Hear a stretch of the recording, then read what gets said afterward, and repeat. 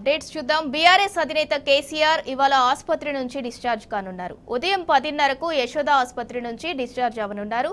ఈ నెల 7న ఆయన ఎర్రవల్లిలోని తన నివాసంలో కాలు జారిపడ్డారు. దీంతో కుటుంబ సభ్యులు హుటాహుటిన ఆయనను సోమాజిగూడలోని యశోద దవాఖానకు తరలించారు. కేసీఆర్ ఎడమ కాలితుంటి భాగంలో ఫ్రాక్చర్ అయినట్లు వైద్యులు గుర్తించారు. 8వ తేదీ సాయంత్రం కేసీఆర్ కు తుంటి ఎముక మార్పిడి శస్త్రచికిత్స విజయవంతంగా నిర్వహించారు.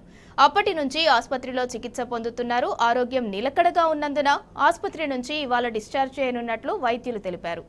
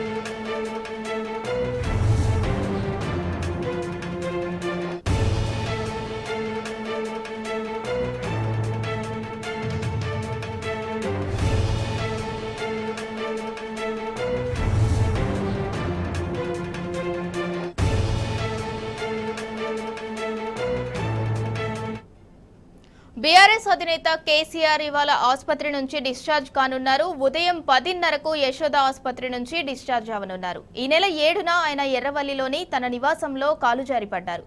దీంతో కుటుంబ సభ్యులు హుటాహుటిన ఆయనను సోమాజిగూడలోని యశోద దవాఖానకు తరలించారు. కేసీఆర్ ఎడమ కాలితుంటి భాగంలో ఫ్రాక్చర్ అయినట్లు వైద్యులు గుర్తించారు. 8వ తేదీ సాయంత్రం కేసీఆర్ కు తుంటి ఎముక మార్పిడి శస్త్రచికిత్స విజయవంతంగా నిర్వహించారు. అప్పటి నుంచి ఆసుపత్రిలో చికిత్స పొందుతున్నారు. ఆరోగ్యం నిలకడగా ఉన్నందున ఆసుపత్రి నుంచి ఇవాళ డిశ్చార్జ్ చేయనున్నట్లు వైద్యులు తెలిపారు.